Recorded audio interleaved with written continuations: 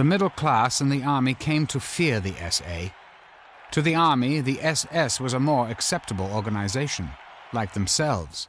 The members of the SS were from the German upper class. The SS consisted very often of professional people, doctors, solicitors, and so on. They joined the SS, while ordinary working people were in the SA. And they didn't like each other. The military offered the Führer a deal. Their full support if Hitler would eliminate the SA. Hitler accepted, and with Himmler, rid the party of the stormtroopers in one night. The night of the long knives, that happened on the 30th of June 1934, so I was then just 12 years old. I remember it. The SA had a congress in Wiessee, not far from Munich. And they were all in bed at night when Hitler and the SS moved. The SA leadership was rounded up and executed so quickly, so ruthlessly, many never knew why. It's reported some were still shouting, "Heil Hitler," when they died. After the purge of the SA, Himmler transformed the SS into an elite military order. In time, they would come to run the concentration camps, where Jews and all other enemies of the state were being executed.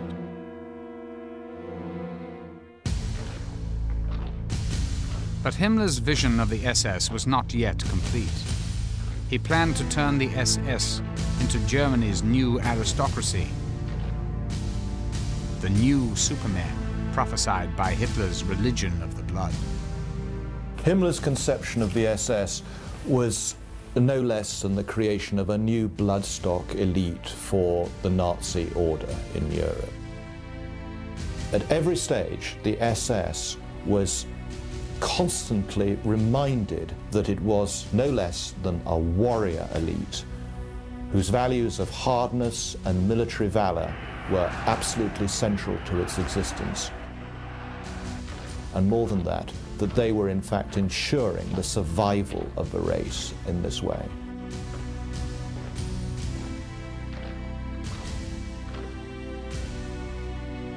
Himmler was born a Catholic, but by the time he met Hitler, he was already a confirmed occultist.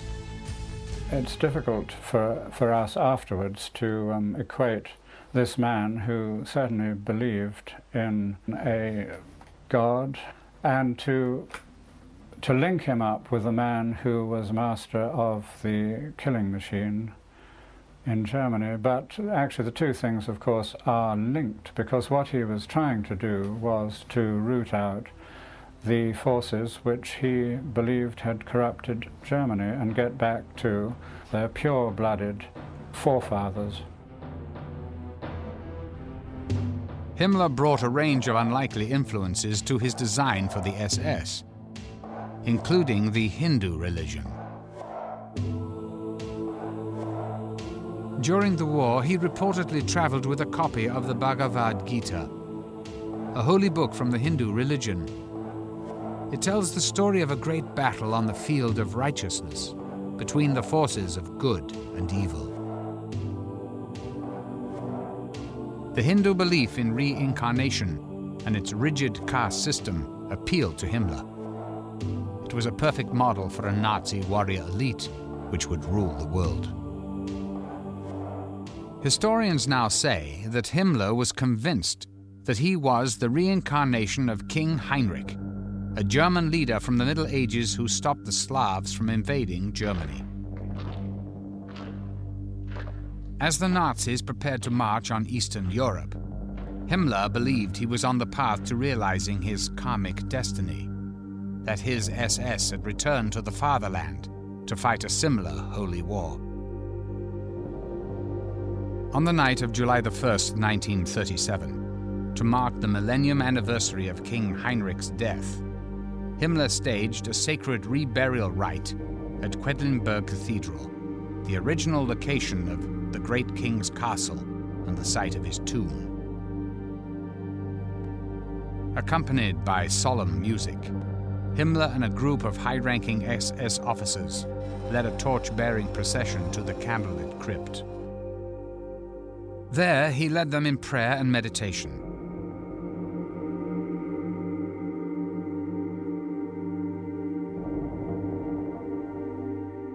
The king's remains were placed in a new grave, and Himmler laid a wreath of oak leaves, a symbol of ancient pagan origin. He eulogized the man he believed he had been in a past life. As the sarcophagus was sealed, he pledged to fulfill the king's mission of conquering the lands to Germany's east.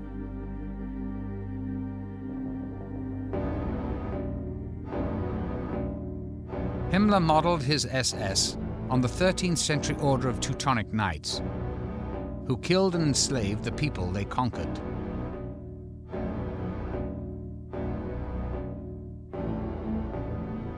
The parallels with Nazi Germany's own practices were unmistakable.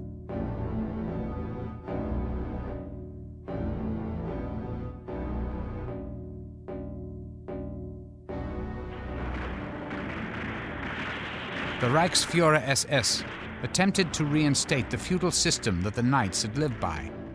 As new lands were conquered, each SS officer was to take possession of a feudal estate. Local people were either killed or turned into slave labor.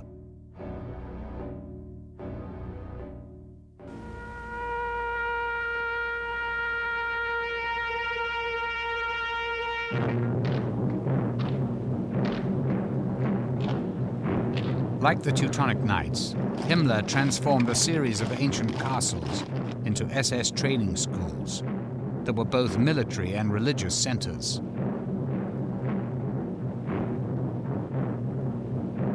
Here, recruits were initiated into the ways of so-called warrior priests.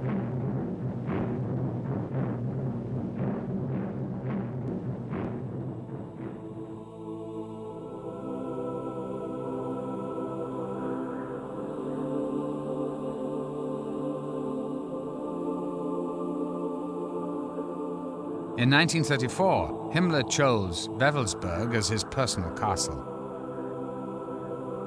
It became a sacred center for the inner core of his elite SS knights.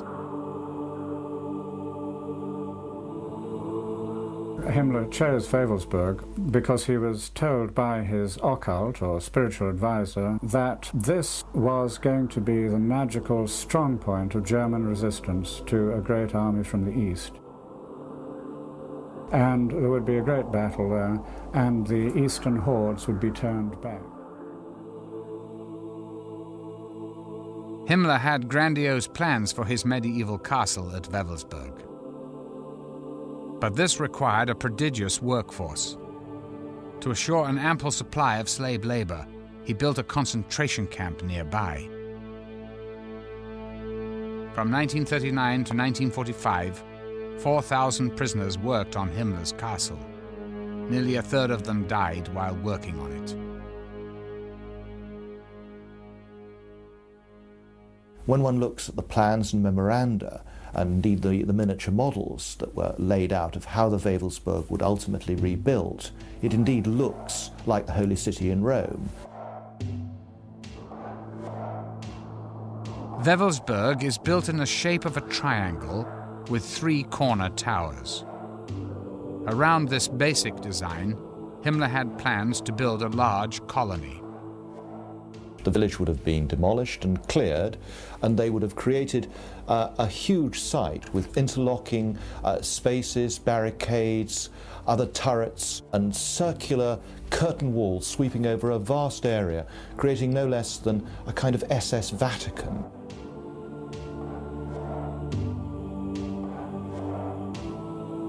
It was the Great Northern Tower that would become the focus of Himmler's plans to make Wewelsburg an SS occult center. At the base of the tower, Himmler built a crypt. According to historians, it was a temple to honor the dead SS leaders.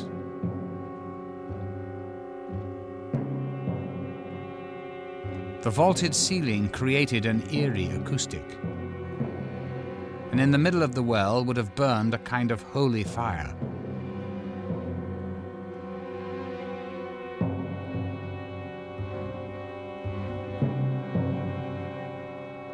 Along the edges of the crypt were 12 pedestals, upon which would have stood urns, waiting to contain the ashes of deceased generals. What would happen is the SS always had to have the 13 leadership. And consequently, when an SS general died, he was ritually cremated, his ashes were placed, and then his place was taken by a new general. In one legend, King Arthur gathered the 12 most chivalrous knights in a great hall. In Himmler's version, he created the Hall of SS Supreme Leaders in a room above the crypt. Here he would meet with his 12 highest-ranking SS officers. A large sunwheel adorned the floor. This radial pattern was made up of symbols from the ancient Nordic alphabet. Himmler tried to create a replica of the Grail Chapel from the Arthurian legend. A mystical chalice, the Grail was said to have contained sacred blood.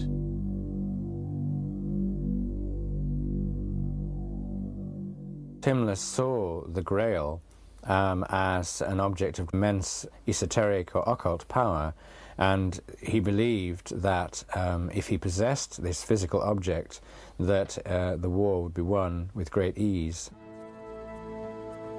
To Himmler, the sacred blood of the Grail legend was pure Aryan blood. He believed it possessed a magical quality. His closest advisor on Grail lore was archaeologist Otto Rahn. Also obsessed with the Grail legend, Rahn believed it was hidden in the caves of southern France. Himmler was drawn to Rahn's knowledge of the occult and his lifelong pursuit of the Grail. Once in Himmler's inner circle at Wewelsburg, Rahn would continue his quest for the Holy Grail, only now as a knight of the Nazi Party. Himmler personally funded Rahn's expeditions, several of which concentrated on the area around Montségur in southern France. There stood the site of the great fortress of the Cathars, the heretical sect accused of devil worship and wiped out by the church in the 13th century. And there was a very strong tradition, as indeed there still is, that the Cathars had possessed the secret of the Grail, and that just before the castle of Montségur fell, the 3 knights of the Cathar order escaped over the walls and took something with them, something of great value. Tradition later said that this was the Grail, or that it was the secret of the Grail, and that they hid it in the whole warren of caves. Rahn's expeditions also took place in Germany. A letter on file from Rahn to SS headquarters suggests that he believed he was close to realizing his lifelong dream. To bring my work to a successful conclusion, I must personally inspect the sites. First, I have to go to the Wildenberg ruins, the German castle of the Holy Grail. There are currently digs underway. Heil Hitler.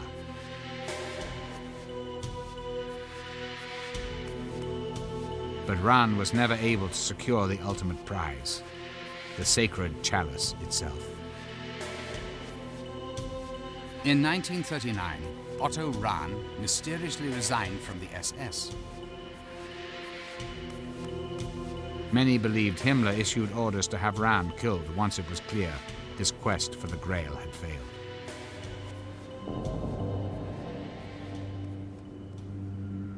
Two months later, he was found dead in the Austrian Alps. The cause of his death remains unexplained.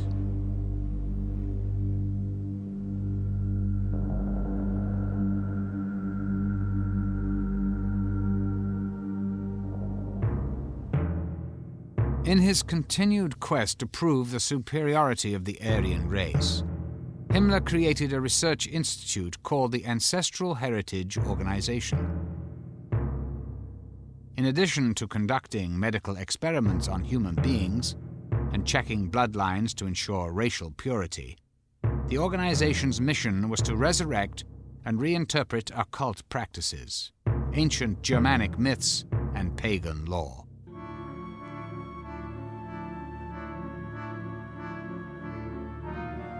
This Nazi film shows one such ritual, young girls dancing around the Nordic pagan symbol of war and divine order. To control all occult knowledge, Himmler confiscated the libraries and artifacts of any occult society that was not associated with him. This included secret societies such as the Freemasons, who the Nazis believed were an occult organization created by the Jews to conspire against the Germanic people. While Himmler suppressed certain occultists, he also advanced the careers of others, such as Karl Maria Willigut. In Willigut, Himmler believed he'd found the key to popularizing the ancient pagan tradition in modern Germany. The mystic became a high-ranking SS officer and one of Himmler's prized possessions. Well, the interesting thing about Willigut is that he is really perhaps the leading example of an occultist in the immediate circle and service of Reichsführer SS Heinrich Himmler. Willigut believed he was a direct descendant of the Norse god Thor. Copies of his papers, found in Himmler's personal file, reveal that Willigut believed he possessed extrasensory powers.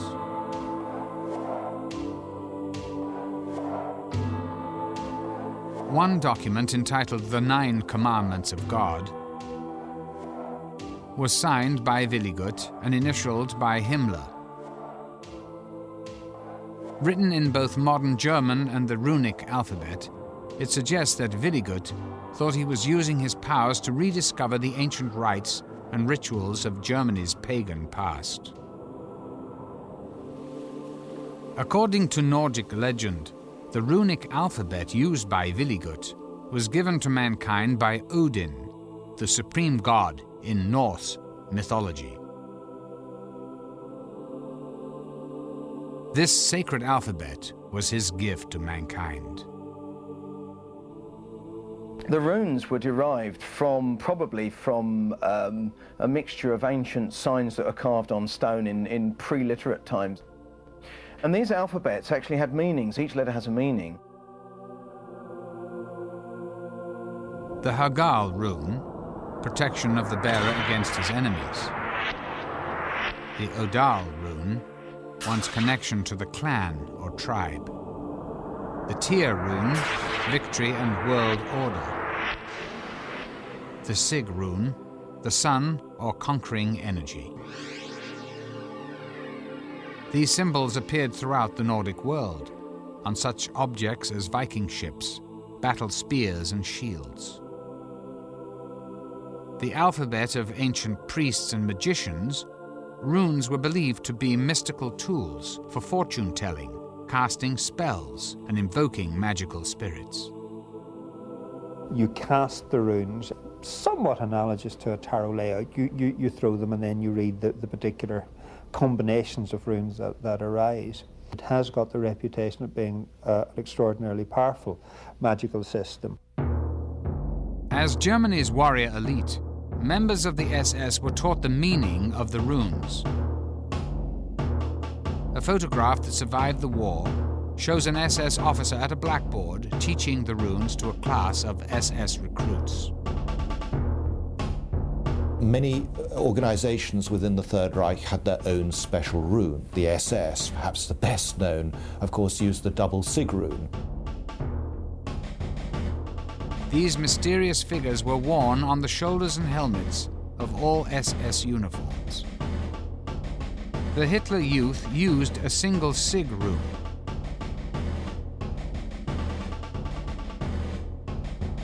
These ancient mystical symbols were seemingly everywhere.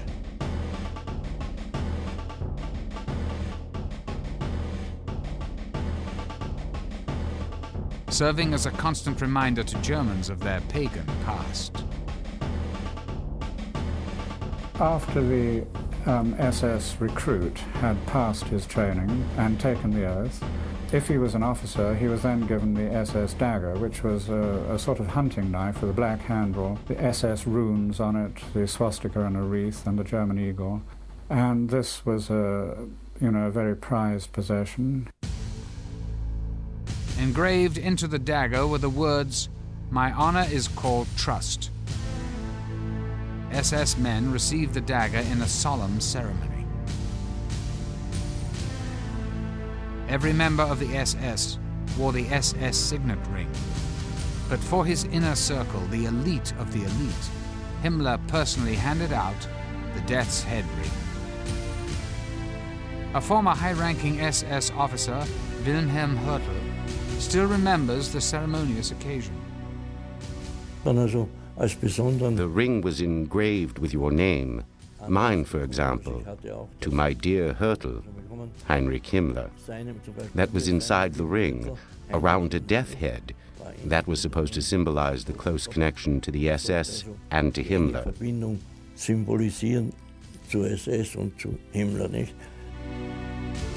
In a speech given to SS officers stationed at Dachau, Himmler stated, "Never forget, we are a knightly order, from which one cannot withdraw, to which one is recruited by blood, and within which one remains body and soul."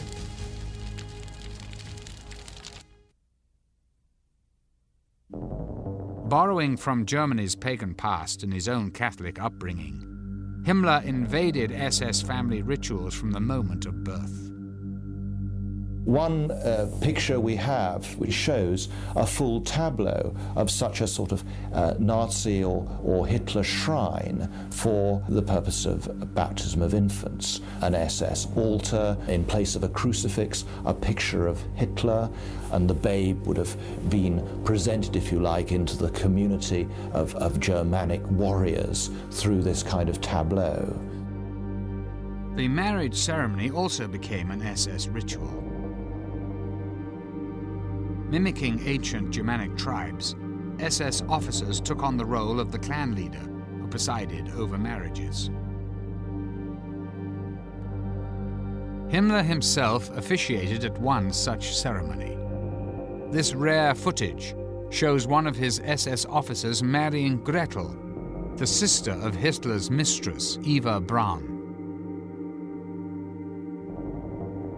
Rings were exchanged, as well as bread and salt, the ancient pagan symbols for the fertility and purity of the soil.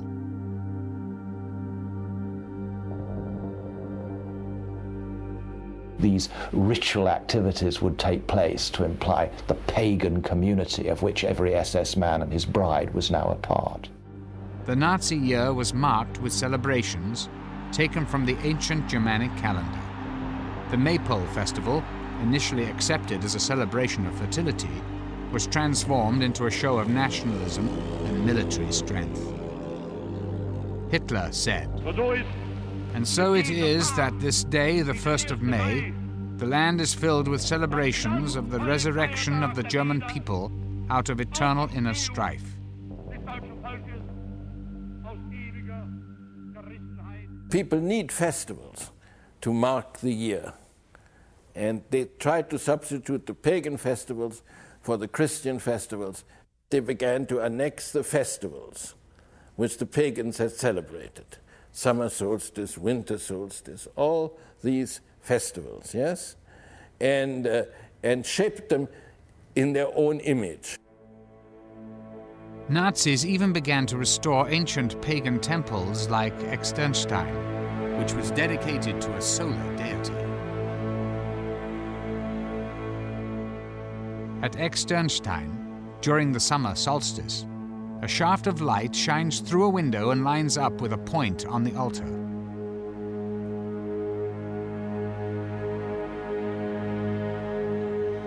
While Externstein was considered a holy place for Germanic tribes, it is far from unique among ancient temples in tracking the sun's movements. Himmler was convinced, however, that it was proof of the superior intellect of prehistoric Germanic priests. In Nazi Germany, the festival at the summer solstice would be turned into a fascist rite. Traditionally, summer solstice festivals were a celebration of life and of the sun's powers.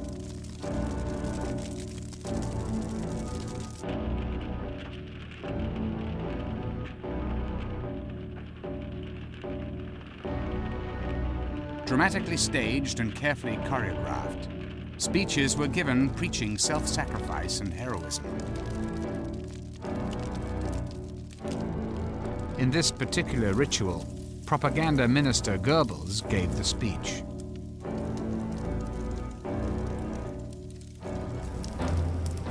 In ancient times, the bonfire represented the ritual relighting of the sun. In Nazi Germany, they were tributes to the Führer.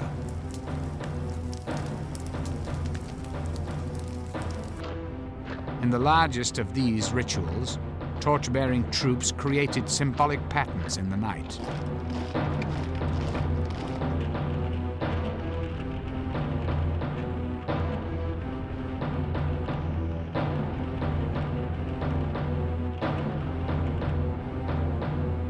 At the end of the year, the long night of the winter solstice honored Germany's dead.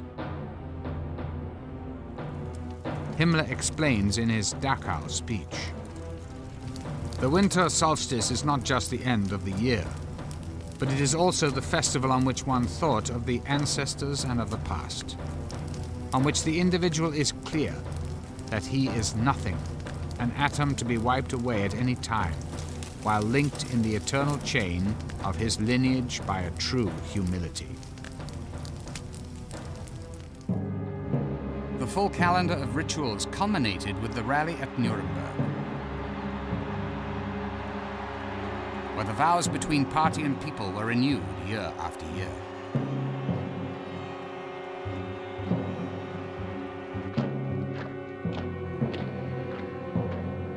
Tens of thousands of uniformed Nazis joined forces.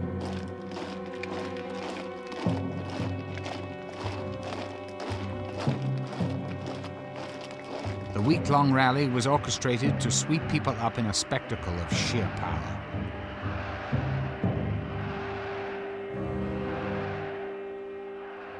Now, every religion has its ritual. The Nazis had their ritual, their mass rituals, yes?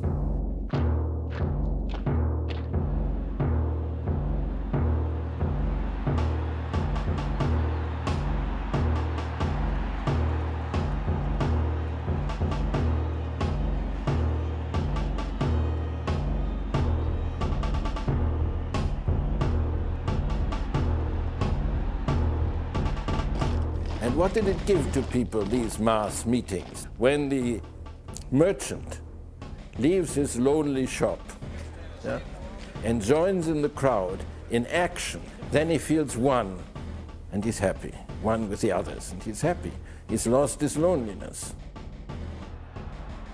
Oh, it was great to go to a rally, all the uniforms, and there was an electric atmosphere already before it all started.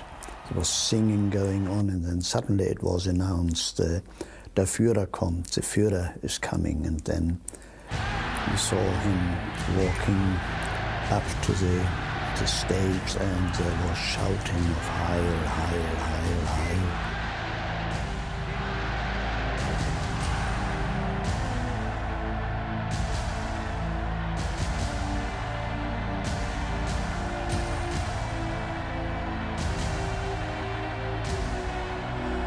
As the Nazi frenzy swept Germany, Hitler made clear what he expected from the nation. The party is the selecting ground for German political leaders. Its doctrine will be unchangeable. Its organizations will be as hard as steel. Its total image, however, will be like a holy order.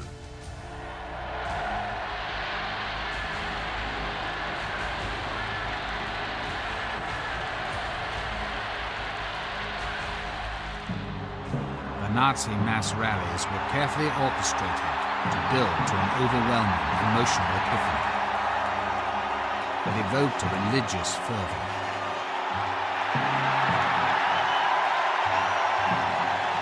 At the center of this ritual was Hitler.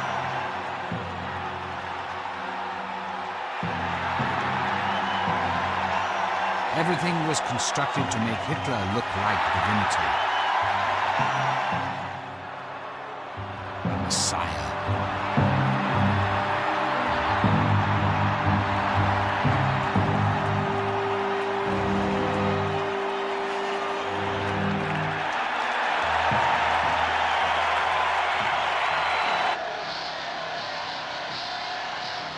Having won the unquestioning support of the German people, Hitler was now ready to dominate the world.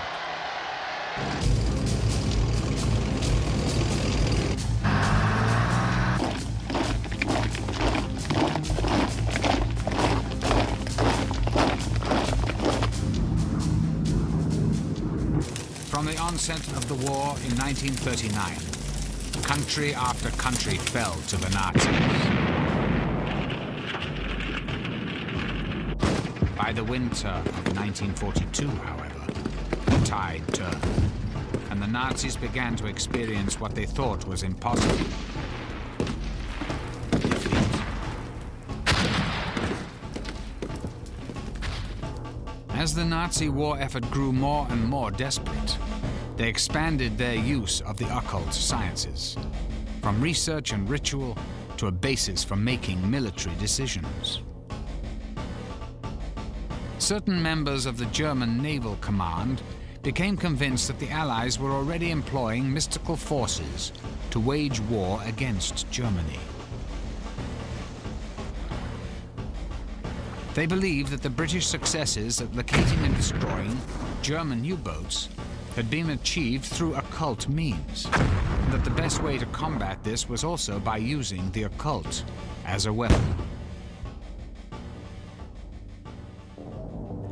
This led Himmler to establish a top-secret institute dedicated to the ancient occult practice of pendulum dowsing.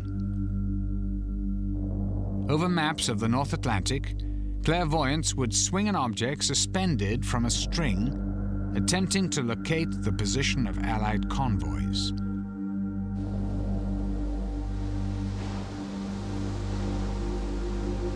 German U-boat missions were dispatched based on the results.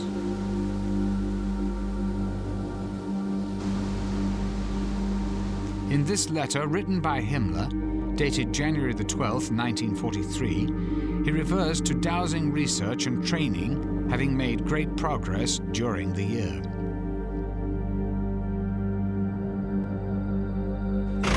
Still, the most common occult arts employed by the Nazis were astrology and prophecy, although they were approached in two distinctly different ways. Rudolf Hess and Heinrich Himmler genuinely believed in the occult and used it for making political decisions. But Joseph Goebbels, head of the propaganda ministry, wanted to use the occult purely for propaganda purposes, to manipulate people and undermine Allied morale.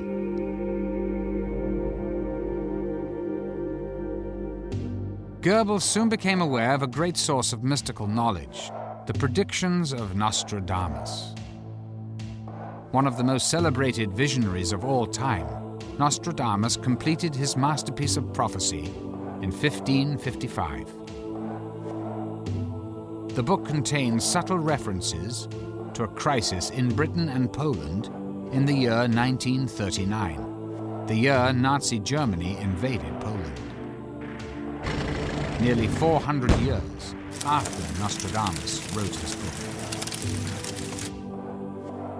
For Goebbels, Nostradamus was a perfect propaganda tool, whose work could be interpreted as predicting a great victory in Germany's future. Nostradamus' prophecies are written in four-line poems called quatrains, and they're so dense and esoteric that you can interpret them in many different ways. To interpret the French prophet, Goebbels recruited renowned astrologer and Nostradamus expert Karl Ernst Kraft. A particular quatrain that Goebbels seized on seemed to refer directly to Hitler, and quickly became part of the Nazi leader's mystique. There's a very famous quatrain which has got the word Hister in it, which was everyone was bandying around, was saying that was Hitler. In Goebbels' diary, he expressed his excitement when Berndt, a member of his staff, began to formulate a plan to use the prophecy. 19th of May, 1942. Berndt handed in a plan for the occultist propaganda to be carried on by us. We are getting somewhere. The Americans and English fall easily to this kind of propaganda. We are therefore pressing into service all star witnesses of occult prophecy. Nostradamus must once again submit to being quoted. The creation of fake prophecies and fraudulent mysticism to influence the enemy became known as black propaganda.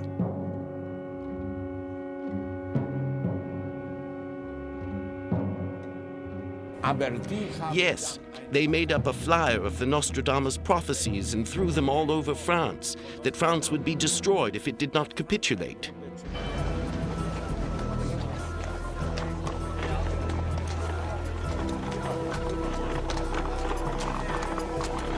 British intelligence discovered the deception and, recognizing its propaganda potential, began to wage their own Nostradamus campaign. The British actually picked up on this. They produced a volume of 50 fake Nostradamus prophecies which forecast British victory on the war. Just as the Nazis had flooded France with fake Nostradamus prophecies, the Allies smuggled their own black propaganda into Germany. The black propaganda campaign in England soon took a new turn with the arrival of Hungarian Jewish émigré and astrologer Louis de Vol. Recruited by British intelligence, de Vol was assigned to work with master counterfeiter Elik Howe. And Elik's great skill was as a forger. I mean, forging documents, forging magazines, forging Nostradamus quatrains. Howe and de Vol decided to create a counterfeit version of Germany's leading astrological magazine, Zenit.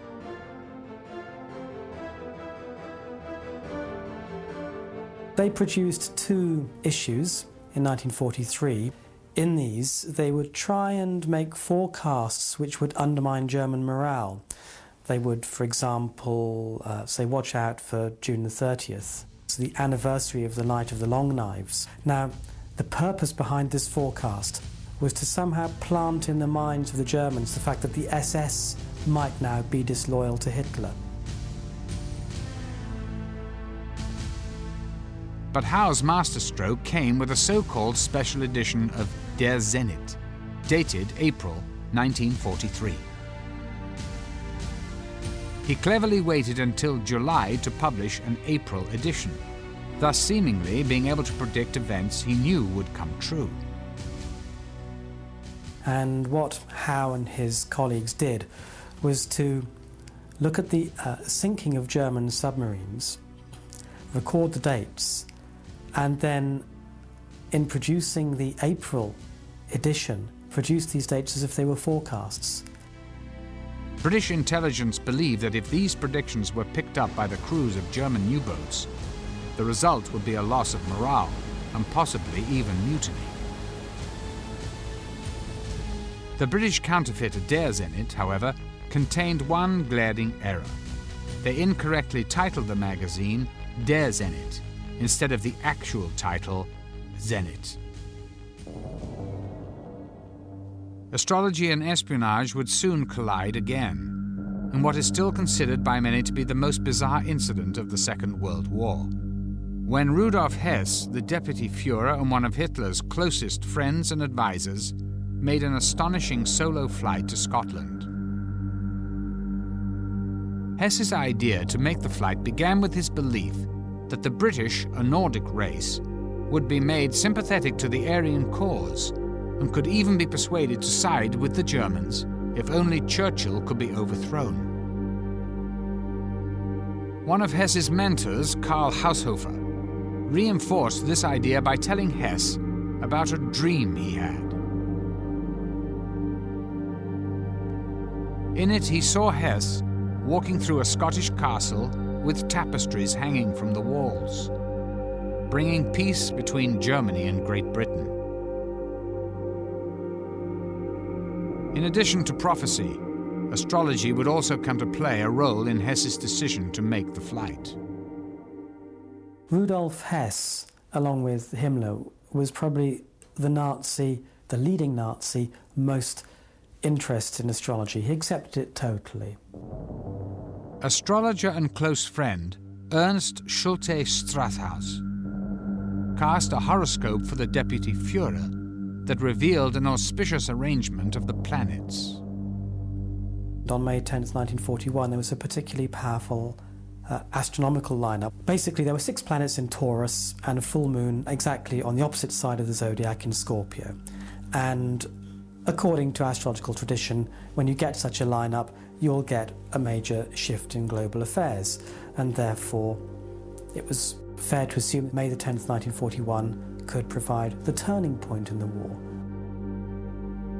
There has always been some doubt whether Hess flew to Scotland based upon astrological advice. However, recently discovered documents written by Hess from prison in England include a letter to his mother. In it, he asked her to have 2 documents notarized: a record of Karl Haushofer's dream and the horoscope cast by Schulte Strathaus.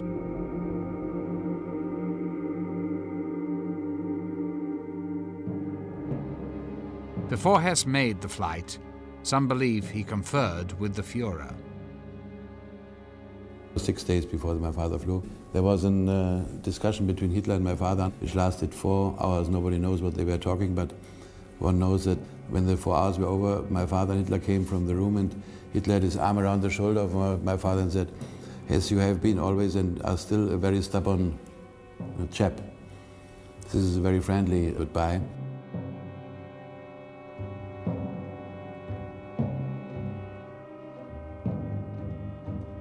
Whatever words passed between Hitler and Hess at 5:45 p.m. on May the 10th, 1941, Hess climbed into a Messerschmitt fighter and set off for Scotland. His plan was to meet with the Duke of Hamilton, a man he'd met through Karl Haushofer. Hess hoped to use the Duke to bypass Churchill and attempt to make peace directly with the King of England.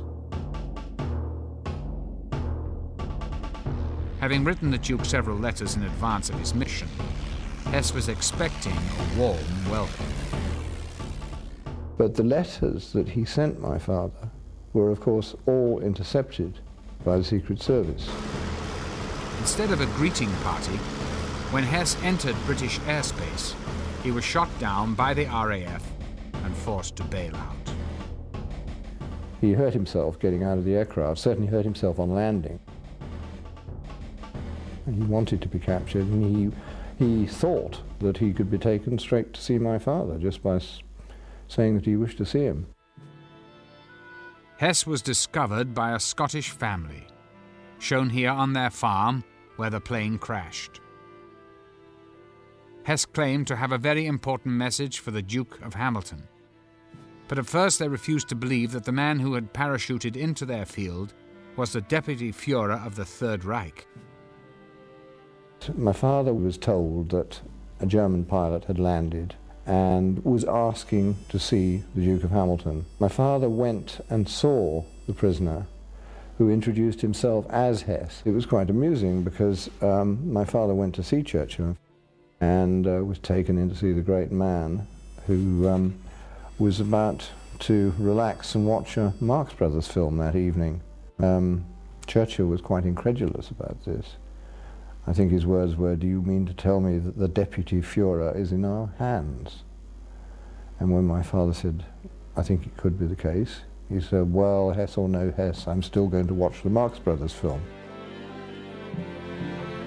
Churchill's strange reaction to Hess's flight remains unexplained. A great deal of information about the events of May 1941 remain classified in British war files.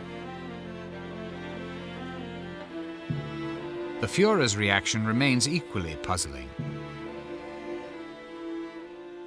Well, Hitler's reaction to Hess's flight was one of his major acting performances. He made a tremendous performance of surprise, shock, horror, and everything else.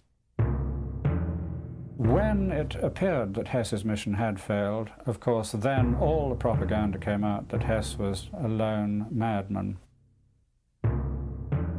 He did it on his own, and he was a bit, you know, a few cups short of a tea set. Hitler blamed the entire Hess affair on the advice of Hess's astrologers. In response, the Nazi propaganda ministry issued an edict called Action Hess that forbade the public practice of any occult sciences, including astrology.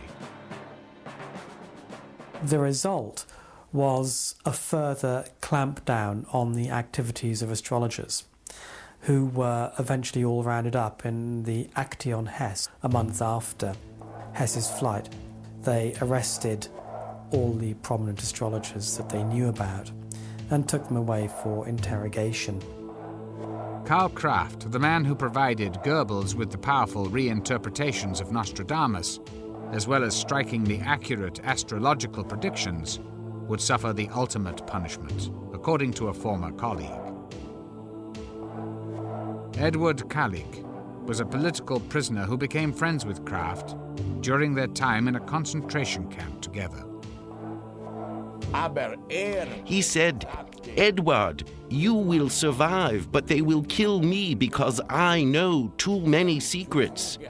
He went to Buchenwald and he said, "They will kill me there." And he was killed there. Und war dort ermordet. The astrologers who were arrested under the Action Hess were treated in different ways depending on their use to the Reich. Those already working for Himmler were released immediately and allowed to continue their work. During this time, Himmler came into contact with one of Germany's leading astrologers, Wilhelm Wolff. He was arrested along with all the other astrologers. Wolff himself says that he used to tell his guards about their horoscopes. Wolff then started casting horoscopes for General Schellenberg, who was head of counterintelligence under Himmler. Walter Schellenberg was the chief of the political secret service, which was part of the SS. He was my chief and my friend. Schellenberg did not believe in astrology, but he made use of it. When Schellenberg wanted to discuss some matter with Himmler, he would explain that an astrologer had predicted this matter.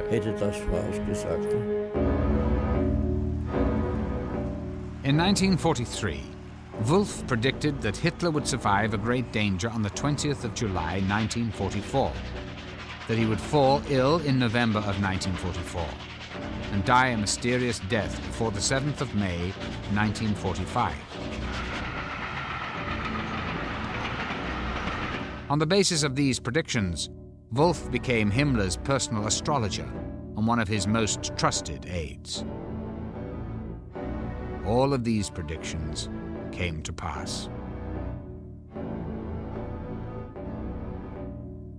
In a post-war interrogation by the Allies, Schellenberg admitted using Wolff to advance his own position. He believed that Wolff's influence would carry great weight with Himmler. When I was still in prison with Schellenberg during the proceedings at Nuremberg, we still talked about it. And Schellenberg was very proud that through Wolf he could influence Himmler. According to Schellenberg's interrogation, during the final weeks of the war, Himmler became obsessed with the astrology of a coup, when the stars suggested he might successfully overthrow the Führer. It was late April 1945 when Soviet troops already encircling Berlin, already entering the outskirts of Berlin, so the war is pretty well lost. Himmler remembered a conversation he had earlier with Wolf, in which Wolf told him that it looked as if there would be disaster for Germany until 1945. Reading Hitler's chart, Wolf saw planetary arrangements that indicated a downfall.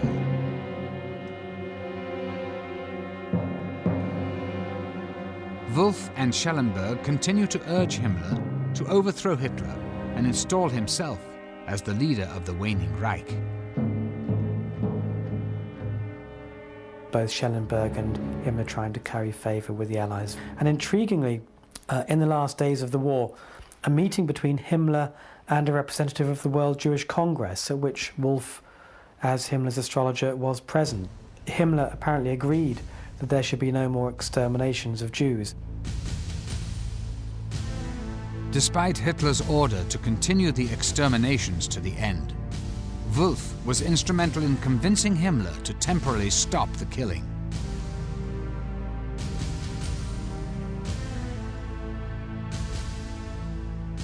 Having taken this action, it appeared that Himmler was ready to launch his coup. But ultimately, his fear and loyalty to the Führer prevented him from seizing power.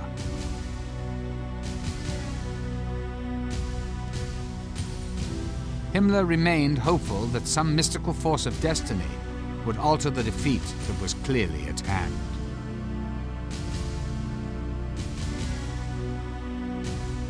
Himmler was also very interested in historical parallels between the situation in the mid-40s and previous historical periods. Himmler looked back to the previous Great German War with Russia, the 7 Years' War, the fought between Frederick the Great of Prussia and the Russians. Fortunes are said to have turned then when the Russian Tsarina Elizabeth died. In April 1945, President Roosevelt died, and Himmler took this as a sign that history was about to repeat itself and Germany was going to be saved.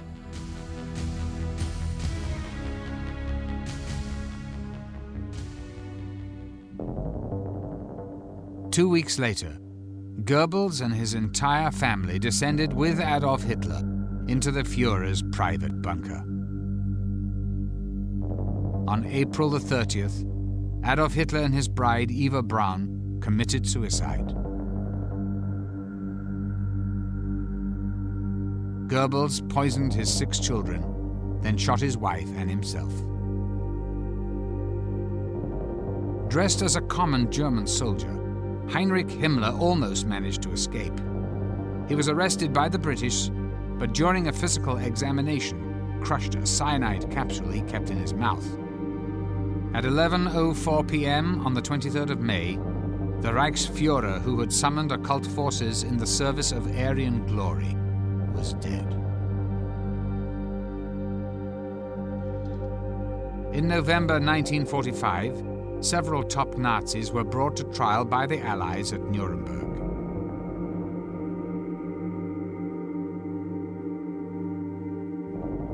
Rudolf Hess was sentenced to life in prison. He died there at the age of 93. Occultist Alfred Rosenberg was found guilty of crimes against humanity and hanged in October 1946. The Third Reich, which was to have lasted over 1,000 years, ended after only 12.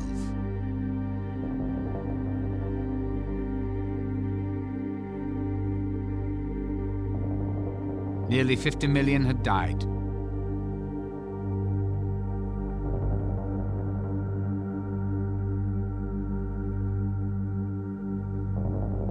Ironically, among them were the first generation of Hitler's so-called master race, who were to father further generations of Aryan supermen. Throughout history, mythology has had a powerful influence on the human mind. All cultures have been mythically driven. However, in Nazi Germany, the linking of political aims to a corrupted mythology led to an evil unparalleled in history.